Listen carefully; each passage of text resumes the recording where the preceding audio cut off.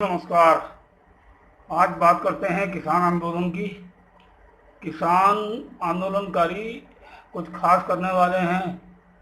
पहले ही वो देश दुनिया में चर्चा का विषय हैं। मिसाल उन्होंने एक कायम की है। तो अब मैं अपने बारे में बता दूं, मैं हूं एपी भारती। पिछले लगभग 40 साल से मैं लेखन पत्रकारिता कर रहा हूं। अब मुझे लेखन, समाचार संकलन, संपादन, इन सब का तो अनुभव है, लेकिन मंच पर बोलने या इस तरह से कोई वीडियो वगैरह बनाने का मुझे कोई अनुभव नहीं है। बोलने में मुझे दिक्कत होती है, लेकिन फिर भी मैं कोशिश कर रहा हूँ। और आप बताएं जो है आपको जैसा भी लगता हो। तो वह बहुत महत्वपूर्ण किसान आंदोलन में कुछ होने जा रहा है, और तो कुछ ज़रूरी बातें हम इस आंदोलन के बारे में करेंगे। ये आंदोलन देश को बचाने का है, जनता को बचाने का है, और बहुत ज़रूरी आंदोलन है। और खेती किसानी को बचाया जाना बहुत ज़रूरी है। तो मामला ये है कि खेती किसानी को चौपट करने वाले 3 काले खेती कानूनों को रद्द करने की मांग को लेकर पिछले साल नवंबर से आंदोलन कर रहे किसानों ने उड़न सिख मिल्खा सिंह की याद में गाजीपुर सीमा पर किसान एकता मोर्चा के तहत किसान मजदूर मैराथन दौड़ का आयोजन किया। इस दौड़ में भारतीय किसान यूनियन के प्रवक्ता और प्रमुख नेता राकेश टिकैत और अन्य किसान नेताओं ने भाग लिया। उल्लेखनीय है कि नए कृषि कानूनों के विरोध में आंदोलन कर रहे किसान धरने के दौरान, इस पूरे अभियान के दौरान इस तरह के कई कार्यक्रम करते रहे हैं। ये किसान विविध सांस्कृतिक, धार्मिक, वैचारिक कार्यक्रम करते रहे हैं। इसके अलावा उनके जो लंगर चल रहे हैं उसमें उन लंगरों में स्थानीय से लेकर बाहरी लोगों तक तमाम रोजाना भोजन करते रहे हैं। किसानों ने कोरोना और लॉकडाउन संकट में लोगों की भोजन से लेकर ऑक्सीजन तक मदद की है। ये किसान आंदोलन दुनिया का सबसे बेहतरीन आंदोलन है। इस आंदोलन से सीखने को बहुत कुछ शानदार मिलता है, लेकिन सरकार और उसके चमचे इसे तरह तरह से बदनाम करते रहे हैं और नीचता की हर हद तक परेशान भी किसानों को किया गया है। संयुक्त किसान मोर्चा ने रविवार को ऐलान किया कि मानसून सत्र के दौरान संसद के सामने केंद्र के तीनों कृषि कानूनों के खिलाफ रोज करीब 200 किसानों का एक समूह प्रदर्शन करेगा। मोर्चा ने विपक्षी सांसदों को भी चेतावनी दी है कि वे सदन के भीतर या तो हमारी आवाज उठाएं या फिर इस्तीफा दे दें। उससे पहले किसान 8 जुलाई को पेट्रोल, डीजल और एलपीजी गैस की बढ़ती कीमतों के खिलाफ देश भर में विरोध प्रदर्शन करेंगे। आपको पता हो कि कृषि कानूनों के विरोध में 40 से ज्यादा किसान संगठन संयुक्त किसान मोर्चा के बैनर तले पिछले साल नवंबर से ही दिल्ली की सीमाओं पर और पूरे देश भर में प्रदर्शन कर रहे हैं। किसान संयुक्त मोर्चा ने संवाददाता सम्मेलन में बताया कि मानसून सत्र शुरू होने के 2 दिन पहले संसद के अंदर कानूनों का विरोध करने के लिए सभी विपक्षी सांसदों को एक चेतावनी पत्र दिया जाएगा। किसान नेता बलबीर सिंह राजेवाल ने कहा, हम विपक्षी सांसदों से भी सदन के अंदर हर दिन इस मुद्दे को उठाने के लिए कहेंगे, जबकि हम विरोध में बाहर बैठेंगे।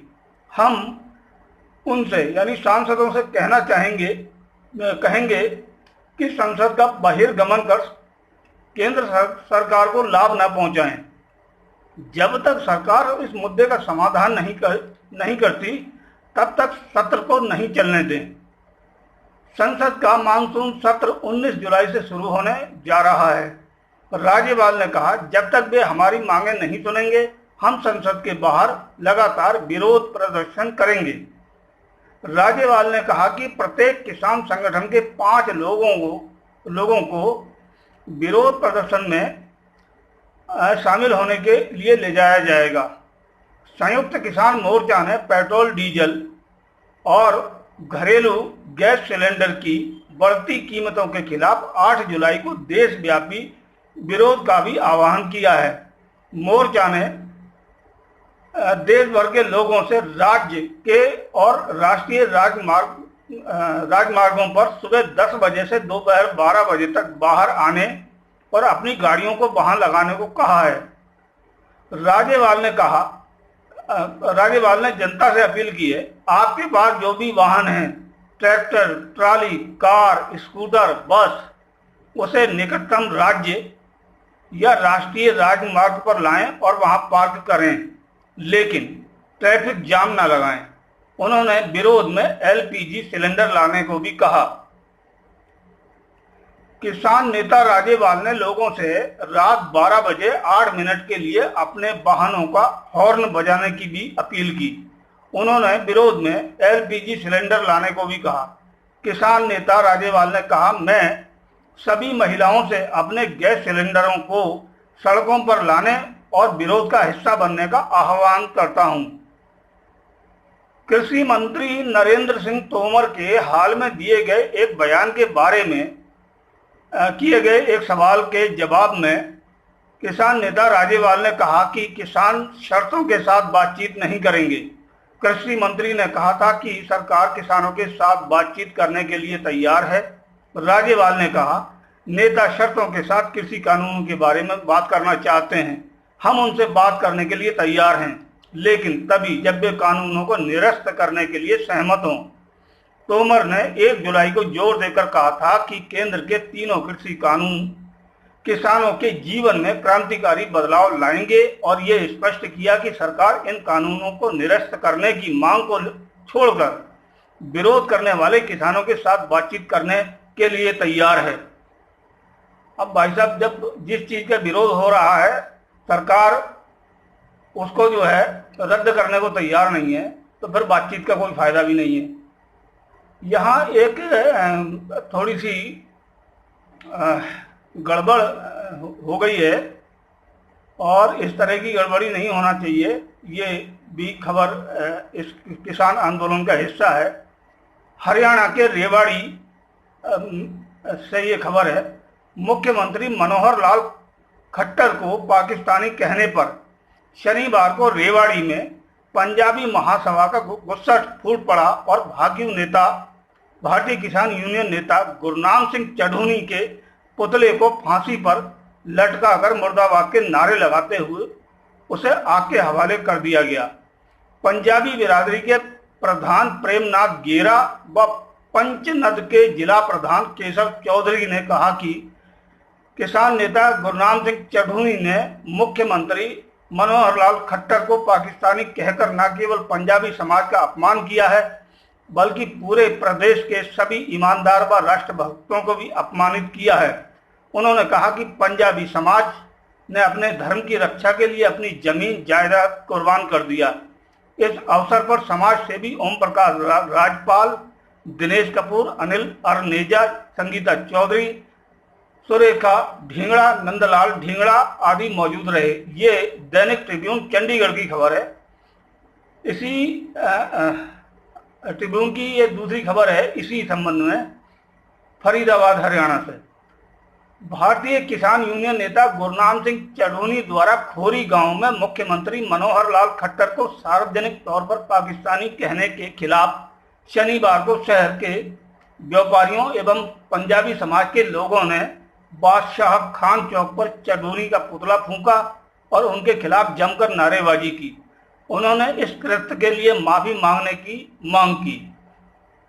इस मौके पर मुख्य रूप से हरियाणा व्यापार मंडल के जिलाध्यक्ष राम जुनेजा, भाजपा मीडिया सलाहकार अमित आहूजा, प्रवीण चौधरी, पंकज सिंगला, गोल्डी अरोड़ा, रंजीत रावल, प्रदेश सचिव नीरज मिगलानी, वासुदेव अरोड़ा, देवेंद्र रतड़ा, सागर दुआ, विनोद आहूजा, पवन भाटिया, सचिन जावरा, हरकिशन वर्मा सहित अनेक व्यापारी व पंजाबी समाज के लोग मौजूद रहे। इस दौरान महिलाओं ने भी इस विरोध प्रदर्शन में बढ़ चढ़कर हिस्सा लेते हुए रोष जाहिर किया। तो इस तरह से पाकिस्तानी कह देना, जैसे कि अब केंद्र सरकार के सहयोगी समर्थक किसी को भी पाकिस्तान चले जाने की बोल देते हैं, तो इस तरह की बात नहीं करनी चाहिए। किसान आंदोलन को काफ़ी बदनाम किया गया है, तो इस तरह की विवादित टिप्पणियों से बचना चाहिए, हमें ऐसा लगता है। देश में अभी बहुत लोग ऐसे हैं जिनका जन्म उस धरती पर हुआ है जो अब पाकिस्तान में है। विभाजन के समय हजारों लोग इधर से पाकिस्तान और पाकिस्तान से यहाँ आए।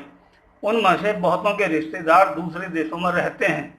ऐसे में किसी को पाकिस्तानी बता देना तो एकदम गलत है। ये तो उन नेताओं की भाषा है जो सरकार की जन विरोधी नीतियों और खास तौर से भाजपा की नीतियों पर कुछ बोलते हैं तो उन्हें पाकिस्तान चले जाने को कहा जाता है। बहुत लोग पाकिस्तान में भी होंगे जिन्हें सही बात कहने पर इंडिया जाने को कहा जाता होगा, लेकिन याद रखना होगा कि पाकिस्तान में भी लोग सरकार की नीतियों का विरोध करते हैं। 2019 में जब विंग कमांडर अभिनंदन पाकिस्तान की धरती पर उतरे तो कुछ लोगों ने उन्हें पीटा तो कुछ लोगों ने बचाया भी था। अभिनंदन की रिहाई की मांग करते हुए पाकिस्तान की जनता सड़कों पर उतर आई थी। इस कोरोना काल में पाकिस्तानियों ने भारत में हो रही लोगों की दुर्दशा पर दुख व्यक्त किया था। हमारा कहना यह है कि खेती को पूंजीपतियों की बपौती बनाना सरकार का लक्ष्य है और वो उसे हर हाल में पूरा करने का प्रयास कर रही है। उसने पिछले साल कोरोना काल में छल कपट से संसद में एक कानून पारित कराए। इससे किसान और मजदूर भारी पैमाने पर बर्बाद होंगे, इसकी चिंता सरकार ने नहीं की। यानी सरकार इन्हें किसानों के लिए लाभकारी बता रही है। अगर किसान लाभ नहीं चाहते, देश दुनिया के तमाम जानकार इस कथित लाभ के खिलाफ हैं, तो सरकार क्यों जबरदस्ती लाभ दे रही है? असल में सरकार जनता को उल्लू बनाकर अपने मित्र पूंजीपतियों को देश के कीमती संसाधन सौंपने में जुटी हुई है और जनता को असहाय बना देना चाहती है। कई सौ लोग किसान आंदोलन के दौरान अपनी जान की कुर्बानी दे चुके हैं। लाखों लोग अपना कीमती समय और पैसा खेती बचाने के इस आंदोलन में खर्च कर चुके हैं। हमें किसानों को साथ देना चाहिए। सरकार अपने ऐशो आराम पर लाखों करोड़ रुपया फूंक रही है। ये सारा पैसा हमारी मेहनत की कमाई का है। हम प्रत्यक्ष और अप्रत्यक्ष रूप से सरकार को टैक्स चुकाते हैं। किसी न किसी तरह से सरकार को कमाई करने में सहभागिता कर रहे हैं। सरकार की ड्यूटी है कि वो हमारे लिए रोजगार, शिक्षा, स्वास्थ्य, चिकित्सा, सुरक्षा, आवास, आसान आवागमन और जीवन के लिए दूसरी सभी व्यवस्थाएं करे। इसके बजाय सरकार लोगों के रोजगार और कारोबार खत्म करने पर आमादा है। महंगाई लगातार बढ़ रही है। एक तो आमदनी पर मार, ऊपर से महंगाई की तलवार।